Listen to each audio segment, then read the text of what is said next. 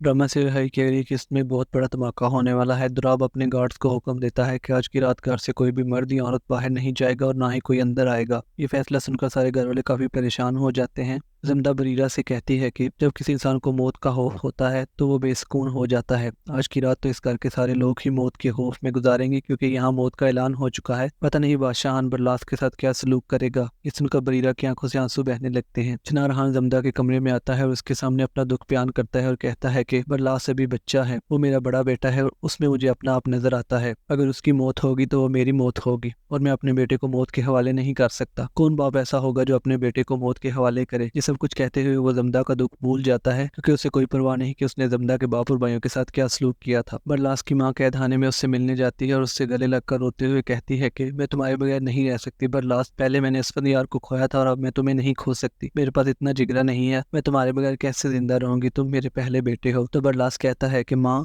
की पिस्तौल से निकली गोली जब मेरे सीने में घुसेगी तो मुझे भी सुकून मिल जाएगा। तो उसकी माँ कहती है नहीं नहीं ऐसा मत कहो। तो वो कहता है चाचा को उनकी प्यास बुझा लेने दो, जैसे मैंने पमीर को मारकर अपनी मोहब्बत का सबूत दिया था और अपनी प्यास बुझाई थी। तो उसकी माँ कहती है कि ऐसा मत कहो बरलास। पमीर की माँ बादशाह खान से कहती है कि हमारे पमीर की रूह इस वक्त बहुत तकलीफ में है, वो बहुत बेसुकून है। उसे सुकून तब मिलेगा जब उसके कातिल को सजा मिलेगी। और अगर बरलास को भतीजा समझते हुए तुम्हारे हाथ से बंदूक कांप जाए तो पिस्तौल मुझे पकड़ा देना, मैं उसके सीने में इतनी गोलियां उतारूंगी कि मेरे सीने में ठंडक उतर जाए। तो बादशाह खान सोच कर रह जाता है। वो पिस्तौल तैयार कर लेता है। वो सोचता है कि वो बरलास को नहीं छोड़ेगा, लेकिन कहीं दूर अंदर उसके दिल में ये उम्मीद होती है कि वो अपने भाई के बेटे को नहीं मार सकेगा क्योंकि वो अपने भाई से मोहब्बत करता है, तो ऑलरेडी उसके बेटे से भी मोहब्बत करता है। बरीरा बरलास को खाना देने जाती है तो बरलास काफी खुश होता है और काफी तैयार शार होता है। तो वो कहती है बरलास ये तुमने क्या हुलिया बनाया हुआ है। तो बरलास रोते हुए कहता है जब किसी से मिलने जाए तो खुशबू लगाकर बन ठन कर जाना चाहिए, और मौत से तो पहली दफा मुलाकात हो रही है ना, क्या पता वो मुझे छोड़कर चली जाए या मुझे साथ ले जाए, इस वजह से मैं इतना तैयार हूँ। तो बरीरा रोते हुए उसे गले लगा लेती है। बरीरा चिनार खान के बच्चों को अपना बच्चा समझती है। अब जमदा इंतजार कर रही है कि बादशाह खान क्या करता है। क्या आपके ख्याल में बादशाह खान बरलास को मार पाएगा या ये काम बादल करेगा? कमेंट सेक्शन में अपनी राय से लाजमी आगाह कीजिएगा।